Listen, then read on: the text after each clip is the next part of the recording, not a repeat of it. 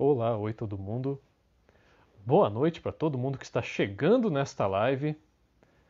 Já quero aqui deixar um abraço para todo mundo que já está chegando aqui nessa live de hoje, que eu estava ansioso para começar, estava ansioso para que esse momento chegasse. Um alô aí para todos os que estão agora neste momento conectando aqui neste glorioso Instagram. Já tem muita gente aqui, que maravilha. Fico muito feliz em ver todo mundo aqui. Alô, resumo da ópera, na Luna, Brasa Interna, Mourão, G-Hope. Olha aí quanta gente boa que já está sintonizando aqui com a gente. Este é o 10º episódio da temporada, da segunda temporada do Diálogos do Isolamento. Este projeto que começou em meio à pandemia para a gente falar de arte nesse momento caótico que a gente está vivendo, em que a arte é cada vez mais importante, ela é cada vez mais necessária para a nossa vida. Quero já também agradecer a todos os que participaram desse projeto nessa temporada. Foi uma temporada maravilhosa. Eu conversei aqui com muitos artistas diferentes, maravilhosos, cada um na sua área, contribuindo de maneira muito rica, ainda mais nesse período caótico que é o período de pandemia que a gente está vivendo. E hoje a gente está fechando com chave de ouro essa temporada do Diálogos do Isolamento com uma figura ilustre, para dizer o mínimo. Hoje eu vou conversar aqui com ele, que eu até já vou chamar aqui para depois fazer a introdução, mas antes eu vou chamá-lo aqui. Enquanto isso, deixa eu acenar para todo mundo que já está aqui comigo, agradecer a todos vocês. Deixa eu já acenar aqui para todo mundo. Enquanto isso, eu vou chamando o glorioso Thiago.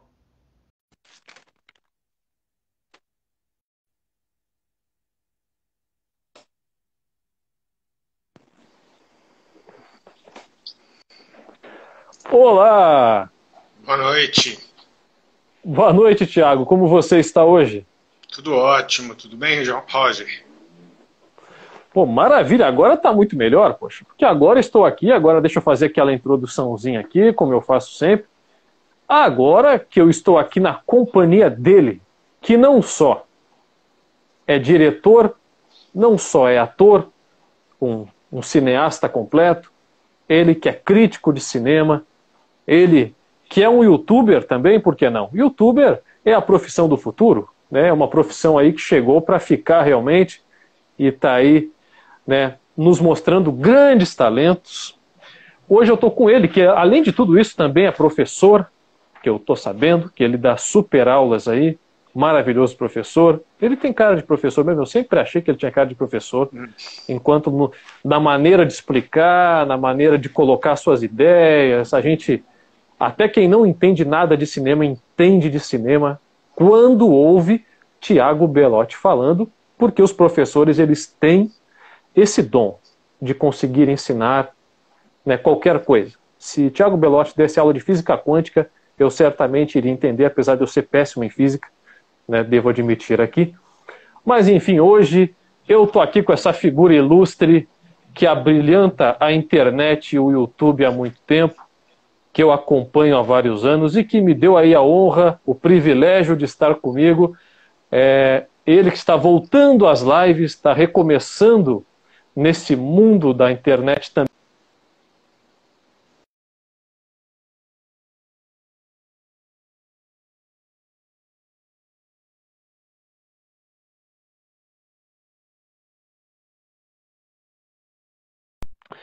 Não sei se ele está conseguindo. Parece que deu uma travadinha. Espera aí que voltou. Opa! Aê, voltou. Espera aí.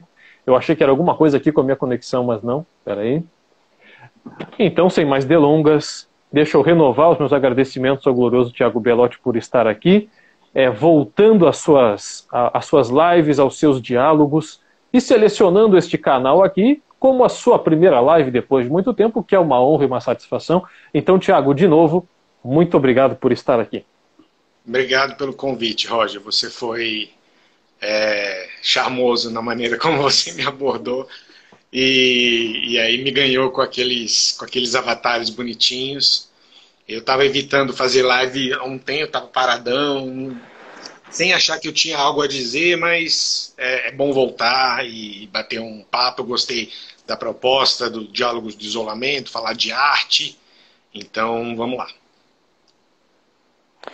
Tu tá me ouvindo bem aí? Tá chegando bem o meu áudio? Tô, tá tranquilo. Ah, que maravilha.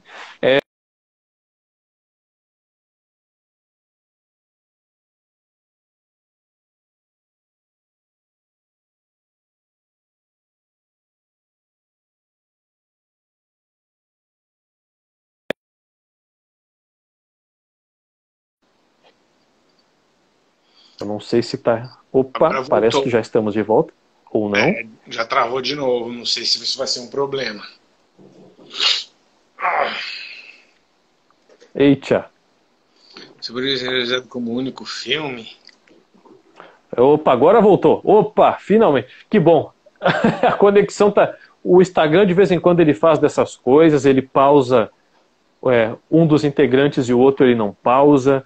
Mas eu estava dizendo o seguinte, é que é claro que eu selecionei vários assuntos para a gente conversar aqui, e eu vou conversar meio sem ordem específica, à medida que vai vindo aqui os insights. Eu já queria perguntar para o Thiago sobre... Teve um... É claro que a gente vai abordar aqui assuntos sérios, assuntos, né, escalafobéticos da humanidade, mas eu já quero começar aqui perguntando sobre a relação de Thiago Belotti com o dia de sábado. Como é o dia de sábado para Thiago Belotti? Eu fiquei sabendo que os sábados realmente têm uma relação muito bacana na sua vida. E o que de sábado tem nesta quinta-feira, Thiago? Não, o lance do sábado foi só uma piada. Ano passado eu estava tentando trabalhar num sábado, e sábado sempre foi um dia que me incomodou, porque eu me sinto mais sozinho, e tá todo mundo saindo, se divertindo, e é o dia da semana que mais me incomoda, assim, ficar em casa, sem nada para fazer. Então agora, durante o isolamento, claro que isso mudou toda a dinâmica dessa realidade, mas normalmente é um dia que eu não gostava, e depois do meu divórcio ficou 10 vezes pior. Então é o dia da festa, é o dia da paquera, é o dia do namoro, é o dia de onde está todo mundo fazendo esse tipo de coisa, e eu normalmente estou em casa sozinho. Às vezes com meus filhos aí é mais legal, mas normalmente estou sozinho. Então um dia eu gravei, eu estava à toa, assim, até com uma meleca na cara de espinha, nem lembrava que tinha aquilo, e me gravei cantando uma musiquinha idiota, onde eu ficava falando sábado, sábado, sábado, sábado, sem parar, e coloquei no canal. Algumas pessoas se preocuparam, acharam que eu estava meio pirado, mas não era nada demais, não. É só um dia que me traz uma antipatia, assim, onde as coisas ficam um pouco mais solitárias do que o normal. É o dia que eu mais detesto trabalhar, e então não gosto de sábado, à noite principalmente, mas também...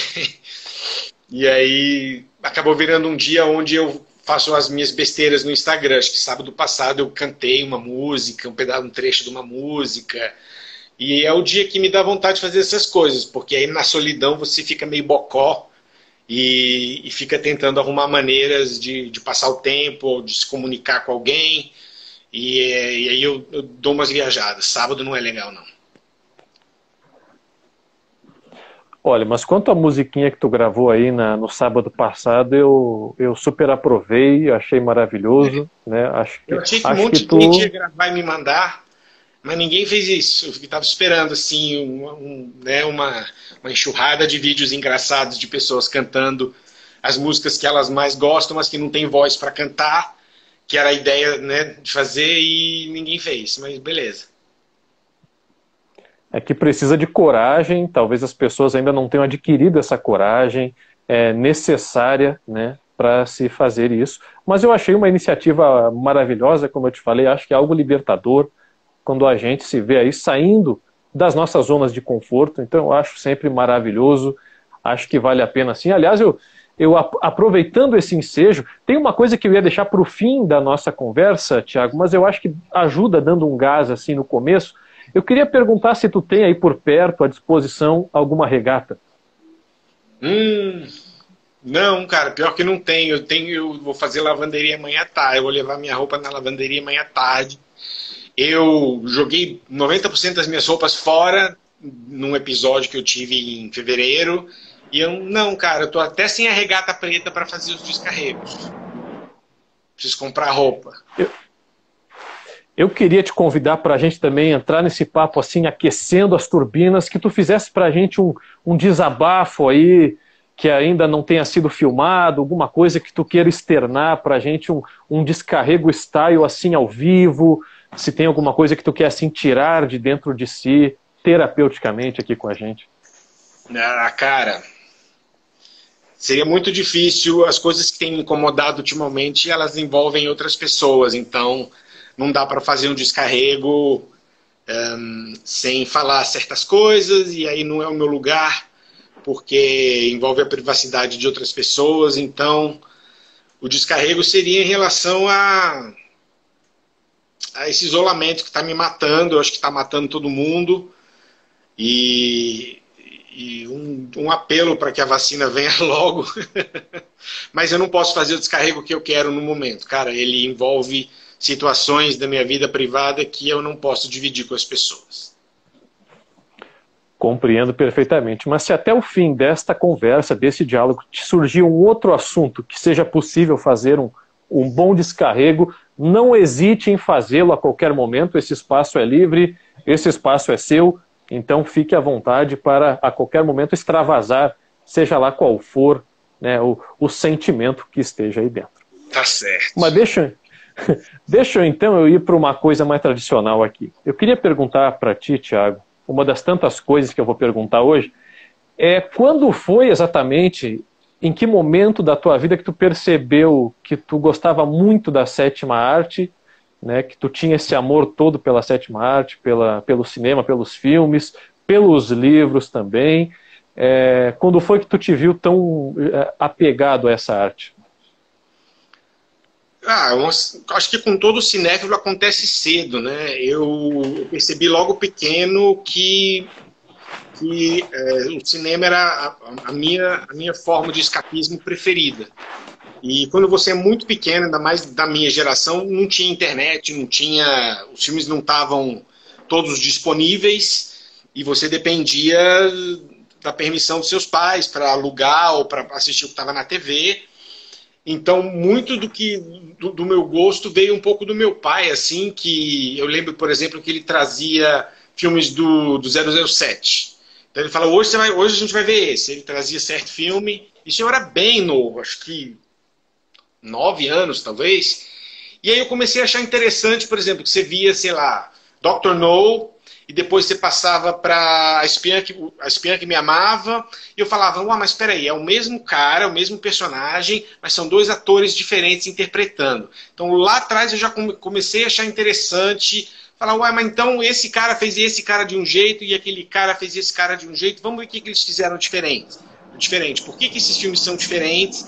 E eu começava a achar isso fascinante, assim, aspectos extra, só aquela história condensada de 2 horas.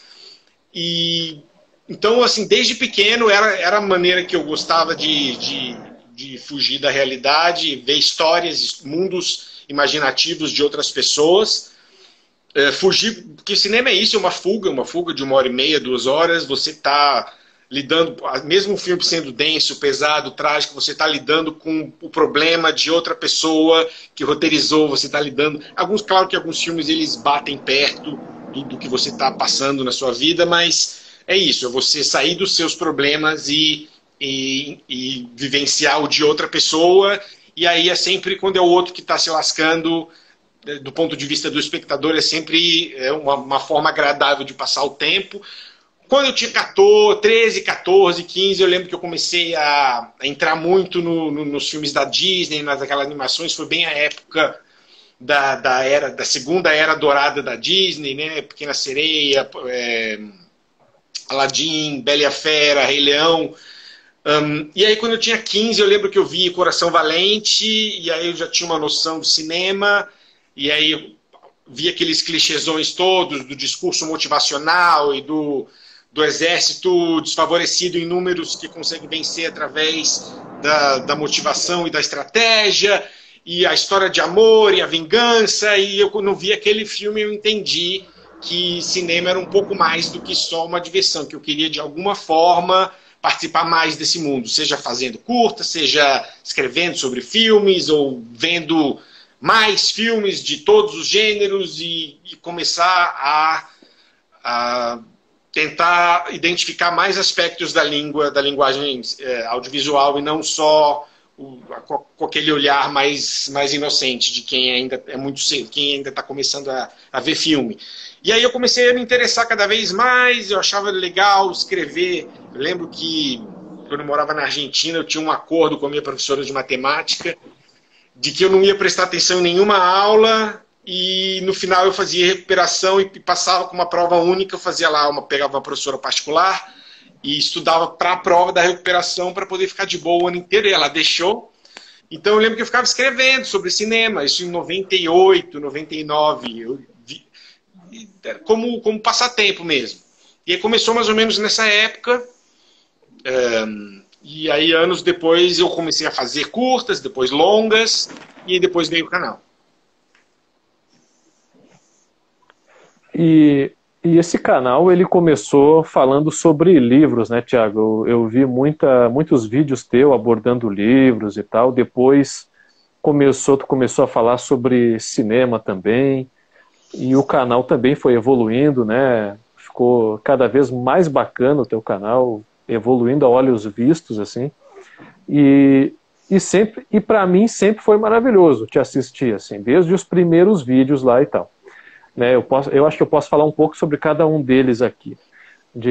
Eu sempre gostei muito da tua maneira de abordar os temas, e justamente de ter uma crítica embasada mesmo, sobre os aspectos do cinema. É isso que eu sempre achei maravilhoso. Mas e a tua carreira de diretor de cinema começou quando exatamente? Começou para valer com o longa que eu fiz, né, o Capital dos Mortos. Os curtas, eles eram uma coisa mais experimental. Acho que todo mundo que gosta de cinema brinca lá com os amigos e faz uns curtas. Alguns que eu fiz, eu nem coloquei no canal, de tão anti-cinema que eles são, assim, feitos porcamente mesmo. Mas quando eu resolvi fazer a Capital, era um projeto mais ambicioso, era um longa, cheio, com tudo que você não quer para um longa de estreia, que é filme de gênero, ou seja, tem zumbi, tem maquiagem. Por pior que fosse a maquiagem, a gente tinha que maquiar, então era feita à base de cola branca e pó de grafite, era um negócio horroroso. Muitos diálogos, muitos personagens, muitas locações. Normalmente é o que você quer evitar quando você está trabalhando sem recursos. Mas eu tive a ideia maluca de fazer, eu queria não tinha muito longa nacional de zumbi, quase não tem até hoje. E aí falei, não, eu quero começar assim mesmo, eu quero um longa, eu quero personagens com arcos, com uma história, com começo, meio e fim, tudo da maneira mais difícil. Foi bem quando eu estava fazendo faculdade de cinema, então foi um aprendizado duplo, porque a faculdade te dá um embasamento teórico interessante, mas você pode ler por conta própria, honestamente. Dá para aprender cinema fazendo e lendo, não precisa fazer faculdade. Grandes cineastas do mundo inteiro não fizeram, mas eu estava fazendo um longa, que eu demorei 3 anos para terminar. Então lá eu aprendi sobre, claro, cinema de guerrilha, cinema independente. Então eu não tinha uma grua, eu não tinha, né, eu não coloquei a mão em certas ferramentas que cineastas profissionais conseguem usar, mas eu aprendi muito sobre o mais básico, que é iluminação, maquiagem, que é um departamento artístico que também faz parte do cinema, mas você não precisa ser bom maquiador para fazer filme. Mas tudo, desde posicionamento de câmera, até montagem, até edição, até luz. Porque era eu, um produtor, que é o Rodrigo Luiz Martins, éramos nós dois, basicamente, e alguns voluntários que a gente conseguia no Orkut. Então, uma equipe minúscula. e a gente tinha muitas cenas, com muitas locações e muitos diálogos, então a gente se complicou, por isso que demorou tanto para ficar pronto, e foi isso, foi uma grande faculdade. A gente pegou tudo que aprendeu nesses 3 anos e fizemos A Capital dos Mortos 2 em 6 meses, foi bem mais rápido. O filme melhorou muito em termos estéticos, até em termos de controle de narrativa, de continuidade. A continuidade da Capital dos Mortos é um horror, desde a da aparência dos atores até a iluminação. Às vezes eu usava um filtro amarelado que nunca mais se repetia no filme, que não tinha sentido nenhum, então era uma grande bagunça visual. Só que o segundo filme, assim, a gente estava tão empenhado em mostrar as técnicas, a evolução das técnicas, que a gente deixou o filme menos divertido. Então eu acho o primeiro mais divertido que o segundo. Mas a carreira começou, eu nem chamaria de uma carreira, porque são só 2 longas, tem roteiro para mais, eu tenho vontade de fazer outros, mas talvez lá pelo meu 5º longa vire uma carreira. Ainda é uma coisa muito pouca, assim, muito pequena. Mas foi durante a produção da Capital, do primeiro, que foram longos anos, assim, aquilo consumiu a minha vida completamente. Mas tem os curtas também, né? Quantos curtas foram até agora? Deve ter uns 15, 16 curtas no canal, acho que eu botei uns 8 ou 9. Deles, acho que 3 são bons. Assim, que isso? Mesmo. O resto é experimental, no máximo. Então, mas era mais ou menos isso. Acho que são 16 curtas. Mas com 16 curtas e 2 longas já é uma carreira considerável já, poxa. Já é um grande material aí. Não acho, discordo, acho que é pouco. Eu assisti alguns dos teus curta-metragens e eu só não assisti os longas porque eu não achei o 1 e aí eu não quis ver o 2 antes do 1 para não dar, né, problema de, né, continuidade. Vai que eu não entendesse alguma coisa que tivesse lá no primeiro, mas depois se tu puder, se tiver algum lugar, hospedado em algum lugar, tu puder me passar o link do Capital dos Mortos 1, que aí eu já vou maratonar os 2. Eu te mando o arquivo. Ele foi gravado em mini DV, então acho que o filme não dá 700 MB. Eu te mando o arquivo e você assiste. O 2 vou adorar. Mas é legal assistir um perto do outro, porque eu mantive o personagem principal, que é o Lucas, e eu brinco com outro personagem que está no 1, no 2. Então se a pessoa, por exemplo, não viu o primeiro e assiste o segundo, vai ter um personagem lá que ela vai bater o olho e falar, esse cara é meio estranho, ele faz alguma coisa que envolve diretamente o arco da protagonista, mas se você não o viu no primeiro filme, perde um pouco da graça. Então, mesmo sendo filmes com tons totalmente diferentes, eu tentei brincar com alguns personagens e fazer aquela coisa de rever, e até o Gustavo, que faz o Lucas, envelheceu, ele ficou mais careca entre um filme e outro, então isso acaba funcionando, porque mostra que o personagem envelheceu, então tem umas coisinhas lá que são bem legais na hora que você faz uma continuação, que é poder contar com alguns aspectos do filme original.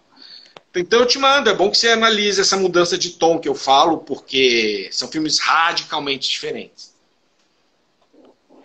Eu vou amar assistir. Sabe que eu acompanho o cinema também há muito tempo, eu já vi dezenas de filmes lá da década de 50, 40, 30, né, que geralmente as pessoas têm um pouco, parece, de preguiça de assistir, mas eu sempre adorei, porque eu penso que muita coisa que a gente vê hoje começou lá. Tem um filme, por exemplo, Thiago, eu não sei se tu viu, mas é um filme de 59 chamado O Segundo Rosto, que em inglês se chama Seconds.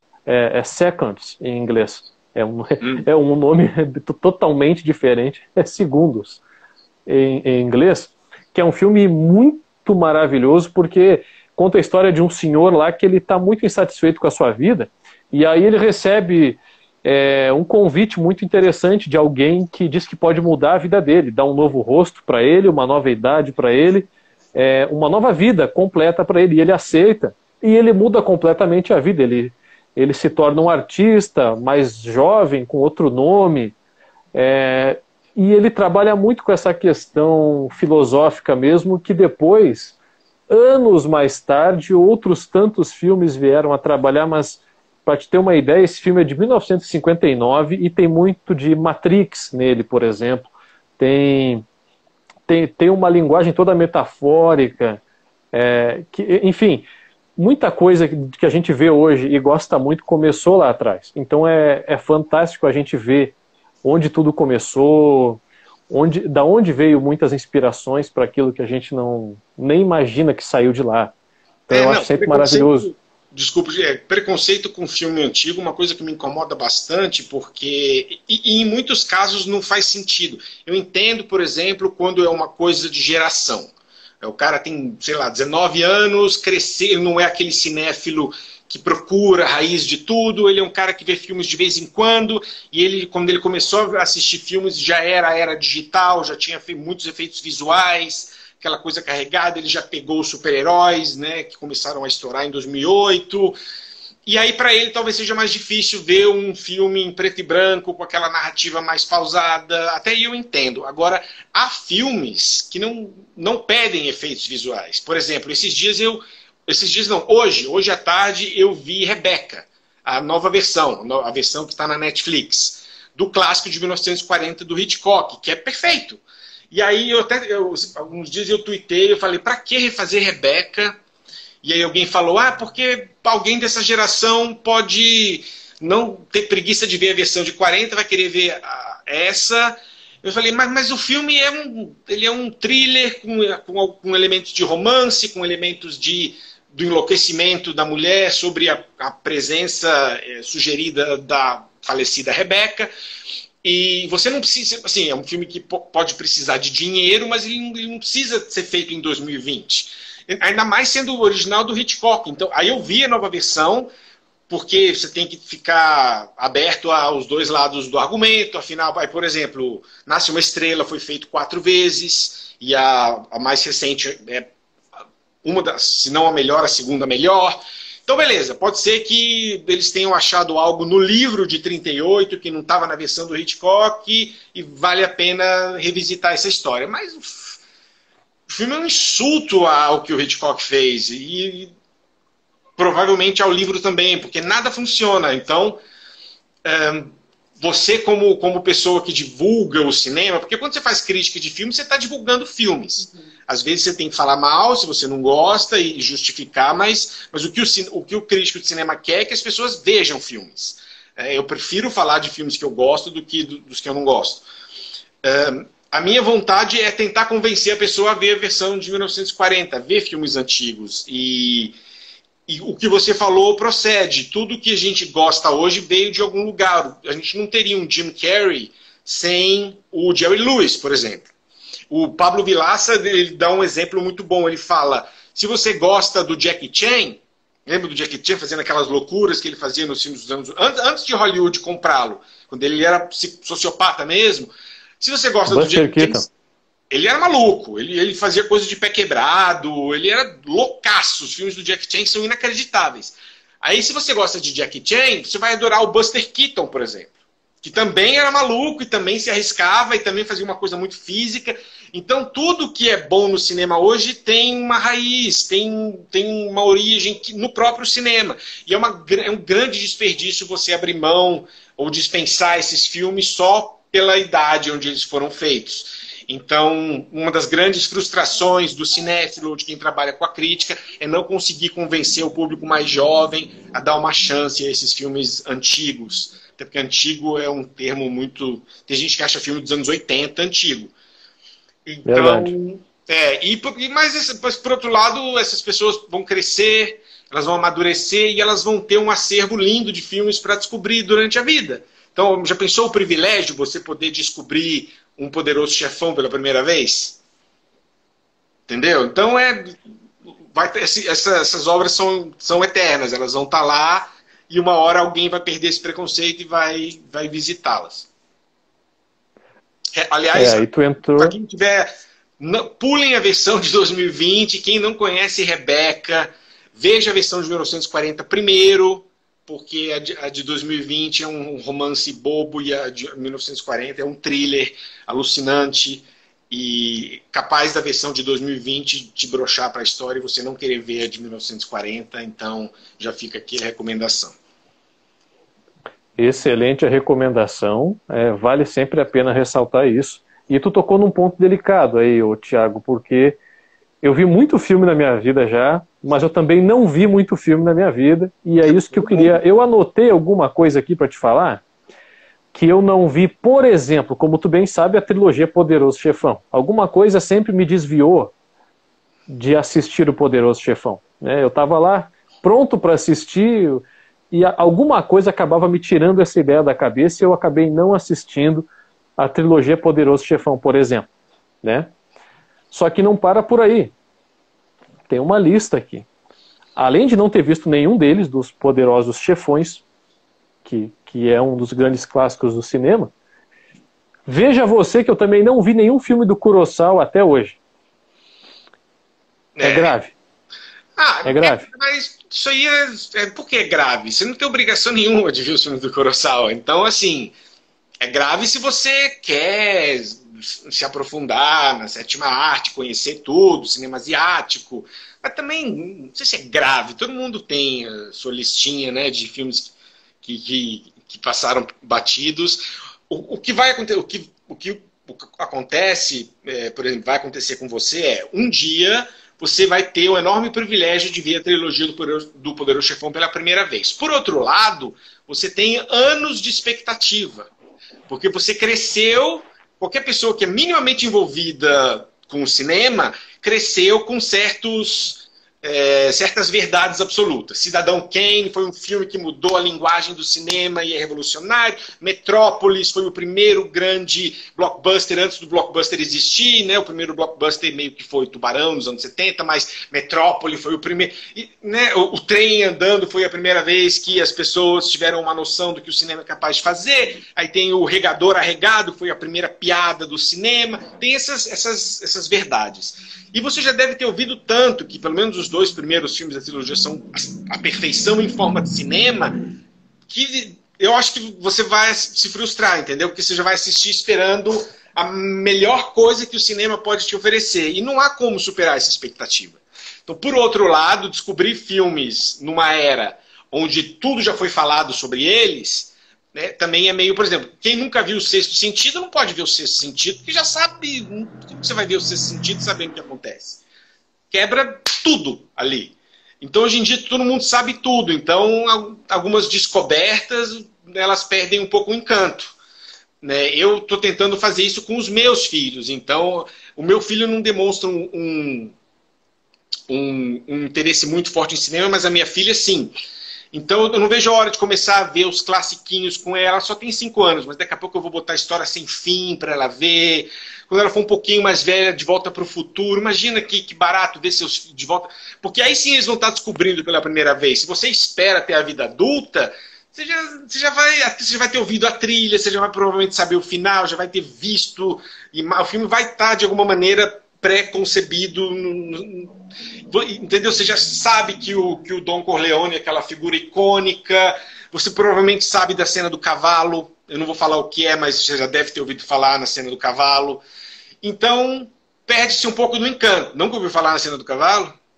Acho que não. Nem sabe o que é um cavalo no Poderoso Chefão? Então pronto. Então você conseguiu se filtrar. Mas, então, assim, por outro lado, perde-se um pouco do encanto. E às vezes, certos filmes, eles são datados. Né? Por exemplo, Psicose, se uma pessoa descobre hoje pela primeira vez, ela não vai ficar chocada com o fato da protagonista morrer cedo. Mas isso em 1960, como assim a estrela do filme morreu?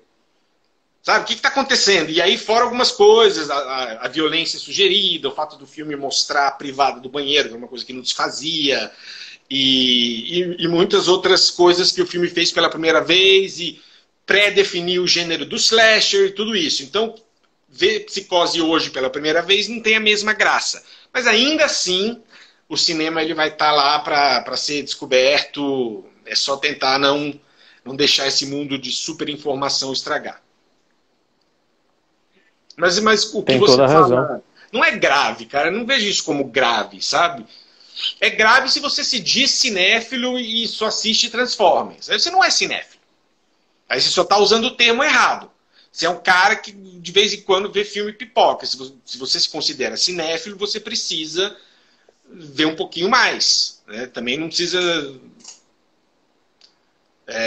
Tem muito filme que eu não vi. Se eu tivesse que dar um curso de cinema asiático, ia ser um fracasso, por exemplo. Bollywood também assisto muito menos do que eu deveria. E até algum cinema europeu menos comercial. Quando eu estava na CBN, eu ainda procurava mais esses filmes, porque tinha pauta toda semana. Agora, por exemplo, com pandemia, eu estou totalmente comercializadinho. Assim, eu estou vendo que está em alta. Então, já tá me dando uma coceirinha já de voltar para os festivais, de voltar para filmes menos falados. Aconteceu o contrário ano passado, quando eu fui curador do Festival de Brasília, eu vi 170 filmes, até em 2 meses e meio. E filmes que provavelmente não vão nem entrar no circuito, então filmes diferentes. E aí foi o outro extremo. Então é importante, pelo menos para o cinéfilo, saber balancear essas coisas. Eu estou numa fase blur, assim, que eu considero filminho Netflix, filminho da Amazon, série de super-herói, sabe? Nada revolucionário assim, mas o cinema também não precisa ser revolucionário. Daqui a pouco chega a temporada de premiações, chega o Oscar, e aí a gente começa a falar de filmes um pouco mais cascudos. Tu tocou num ponto delicadíssimo que eu achei muito bacana. Tu falou que sobre mostrar para os teus filhos e tal, todos esses filmes maravilhosos. Eu fico imaginando, cara, porque eu sou o tipo da pessoa que quando assiste um filme que gostou muito, fica querendo mostrar para alguém para ver se a pessoa vai sentir a mesma coisa e fica naquela empolgação ao lado da pessoa para ver se ela vai ter as mesmas reações. Eu sou essa pessoa, eu fico empolgado quando eu vejo uma obra que eu gosto bastante e já fico querendo mostrar para todo mundo e tal, e por aí vai. E tu vai ter essa oportunidade de fazer isso com os filhos, cara. Imagina que maravilha ter essa oportunidade de ver os olhos deles durante esses filmes tão incríveis que eles têm para assistir pela frente. Então, mas o que você falou vai além. Eu quero muito essa experiência com os meus filhos, mas o cinema, pelo menos para mim, ele une as pessoas.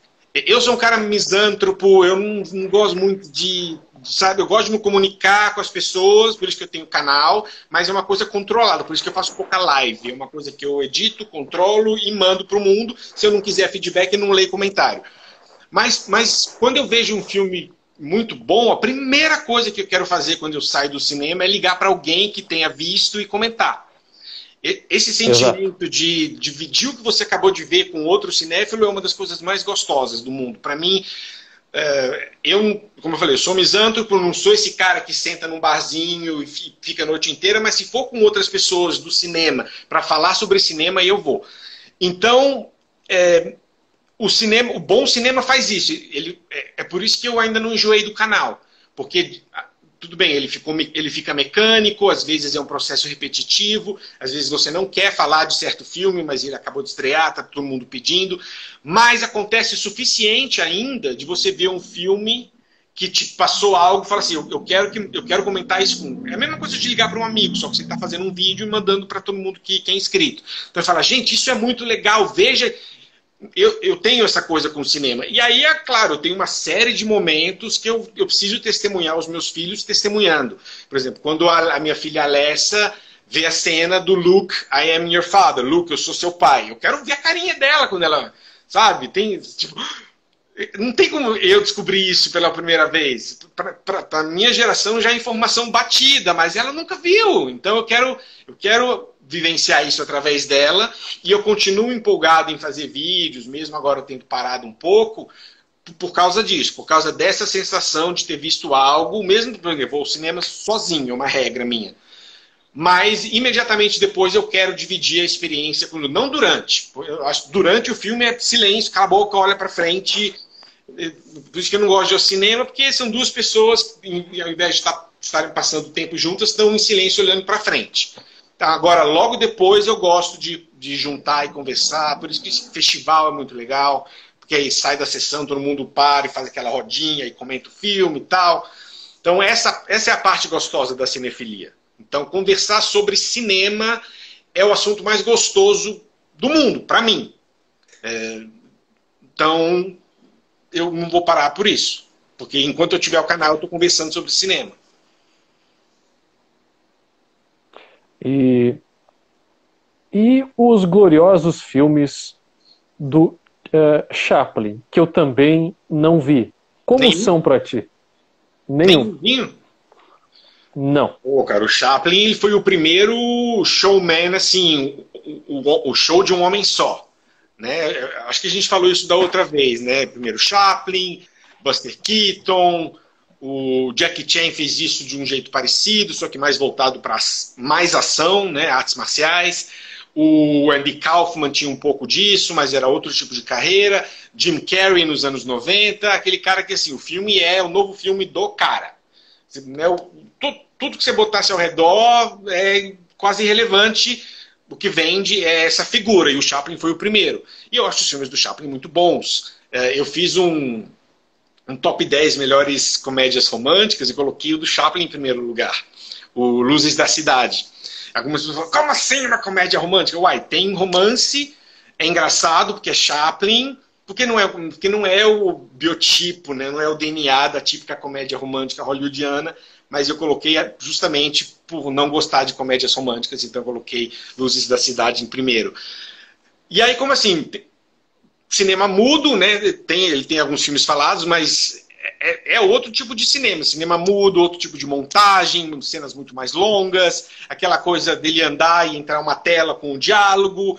Quem nunca viu isso, talvez não goste. Não é também dizer que se você não gostar de Chaplin, você não pode tirar sua carteirinha de cinéfilo. O cinéfilo provavelmente já buscou filmes do Chaplin lá atrás, porque ele já tinha interesse. Mas assim, alguém, por exemplo, você nunca viu nada do Chaplin, não tem garantia que você vai gostar. Eu acho que assim, há histórias muito tocantes, e ele sempre misturava o humor com algo a dizer. Há filmes como Tempos Modernos, que é mais assim, também tem algo a dizer, né, sobre a institucionalização e o cara que fica piradão lá repetindo os movimentos, e é uma coisa que se aplica até os dias de hoje e tal.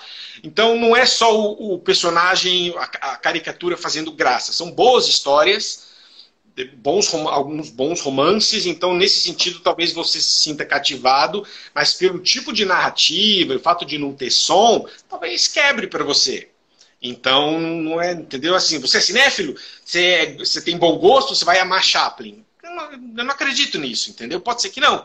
Mas no mínimo você deveria tentar. Pega um classicão, pega o Tolo, pega Luzes da Cidade, pega o Grande Ditador e dá uma olhada, pelo menos uma vez.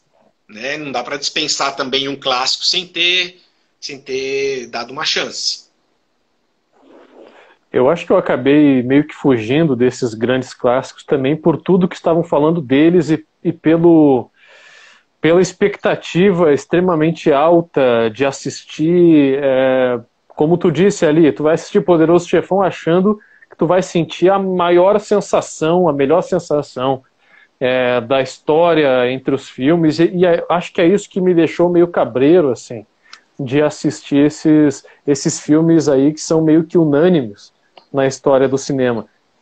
É assim também com o Hitchcock, por exemplo. Né? Eu ainda não tive a oportunidade de conhecer os filmes dele, por isso falaram tanto que é tão maravilhoso, tão incrível, e aí eu fico nessa, será que eu vou entender que é tão incrível? Mas aí você já está começando você está perdendo muito filme bom, cara. Hitchcock fez o quê? 50, 60 filmes, pelo menos 40 deles são ótimos. Então, você pode, inclusive, para fugir dessa coisa do... já falaram tanto do Psicose, da Cena da Morte, já falaram tanto dos Pássaros, já falaram tanto de Janela Indiscreta. Pega um menos conhecido, ele pega, sei lá, Lifeboat, que é um filme que se passa todo num barco, por exemplo, que eu gosto muito, um dos meus preferidos do Hitchcock. E começa a ver, cara, são filmes muito bons, são tramas muito boas, as histórias funcionam, muitos são atemporais, envelheceram bem, porque não são histórias que exigem efeitos visuais, muito dinheiro, são mistérios, são thrillers, em alguns casos romances, crime, então tudo isso é uma coisa que você precisa de roteiro e de atmosfera e de boas interpretações, e tudo isso as versões do Hitchcock têm. A última vez que tentaram refazer o Hitchcock, não foi a última, mas tentaram refazer Psicose também, foi uma desgraça. É um desses diretores que dificilmente errou, cara. Então, remake de Hitchcock é bobagem. E tem muito filme bom ali, cara. Eu acho que aí você já tá perdendo tempo, né? E, inclusive, você vendo um ou dois, você já vai ter uma noção se o estilo dele é pra você. Mas sim, acontece de novo. Todo mundo endeusou tanto o cara que você vai assistir com a expectativa de estar vendo uma obra-prima e isso imediatamente vai fazer com que você jogue o filme para baixo. Mas eu vi Oi? Ao mesmo tempo eu já vi também muito Kubrick, muito Scorsese. Eu já vi muito filme do Spielberg, que eu também gosto muito dele. Acho os filmes dele muito bons. Eu já vi muito filme bom também. Claro que eu estou perdendo muita coisa boa para assistir em algum momento que eu estou aguardando, sei lá por que eu estou aguardando, mas eu já também vi muita coisa boa nesse meio tempo aí. E eu queria te perguntar já, aproveitando esse momento, eu quero dizer para todo mundo que está deixando comentário, depois a gente vai ler uns comentários, tá? Chegou muita coisa, Jesus amado. Alguém falou, se você não viu Kubrick, aí já não dá. Realmente, Kubrick... Não, aí eu vi, Kubrick eu vi. Kubrick eu vi. Eu acho que tem uma filmografia já quase obrigatória, porque o cara era bom. E aí ele fez todos os gêneros, então você pode falar, não é aquela coisa de, mas o Hitchcock sempre fazia suspense, não é muito a minha. O Kubrick fez comédia, fez filme de guerra, fez horror, fez ficção científica, e ele fez filmes eternos em todos esses gêneros, por isso que ele é meu diretor preferido. Mas pelo menos, né, um Kubrickzinho, né, senão, né, acho que o cinéfilo que fala, quem é Scorsese, quem é Kubrick, quem é Spielberg, aí você já tá falando, cara, né, peraí, já são nomes imortalizados, e não que cinema seja só Hollywood, mas tem certos nomes que você precisa conhecer a obra desses caras, senão a gente não tá falando de cinema.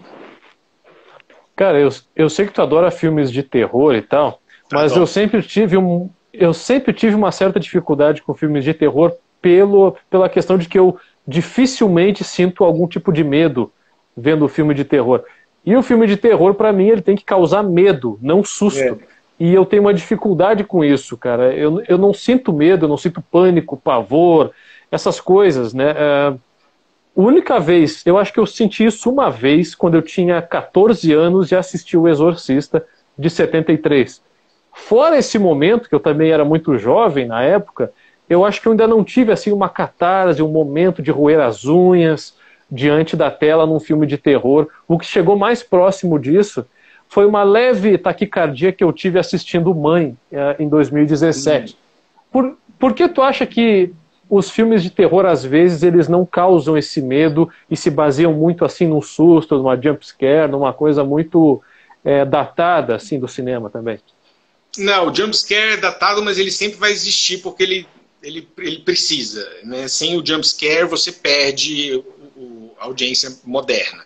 Mas a questão do medo, o medo é subjetivo. O que me assusta não te assusta, mesmo assim como a comédia. O que eu acho engraçado pode não funcionar para você. Por isso que fazer top 10 melhores comédias ou melhores filmes de terror é tão esquisito. Então essa é a primeira coisa. Segunda coisa é que acho que toda pessoa fica um pouco cínica quando ela cresce. Né? A gente se assusta mais com aquela inocência antes dos 13, 14 anos.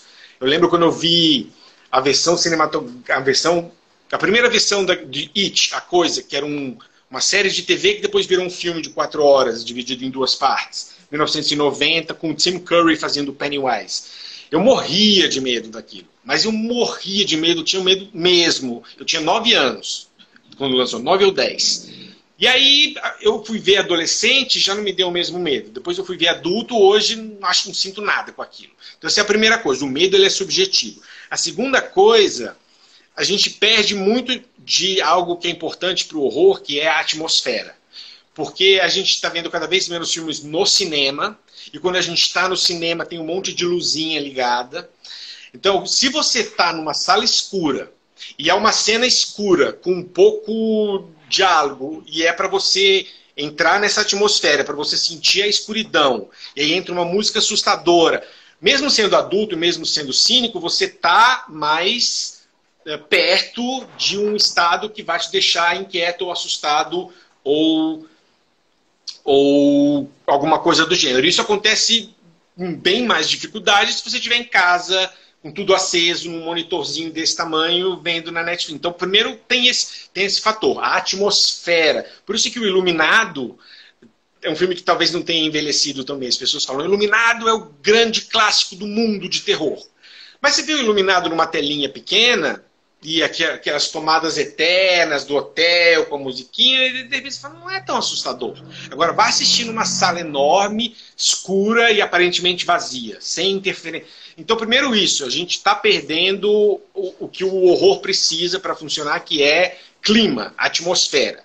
E segundo, os jumpscares acabaram tomando conta, porque se você dá um pulo, e depois dá outro, você sai com a ilusão de ter se assustado. Sendo que há filmes onde você não dá pulo nenhum, mas você ficou inquieto o filme inteiro. Mas o horror moderno, o horror mais enlatado, o horror convencional, sabe que precisa daquela imagem feia na sua cara com barulho, para você dar um pulão, e aí você acelera e ufa! E aí isso, diluído, dá a impressão de que é um filme assustador e não um filme com bons sustos. O ideal é o filme que consegue fazer as duas coisas. Eu não sou contra jump scares, eu acho que eles têm um lugar. Jaws, Tubarão, tem para mim talvez o top 3 maior jump scare da história. O cara tá lá, o mergulhador tá lá com a lanterninha e aparece a cara do Jaws.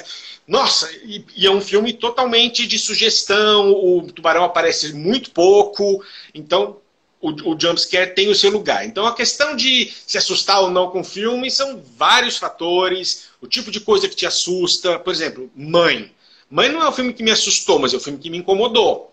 Agora, tem gente que pega esses filmes alegóricos do Aronofsky e acham assustador. Tem aquela coisa do bebê, aquilo incomoda pra caramba, mais do que assusta.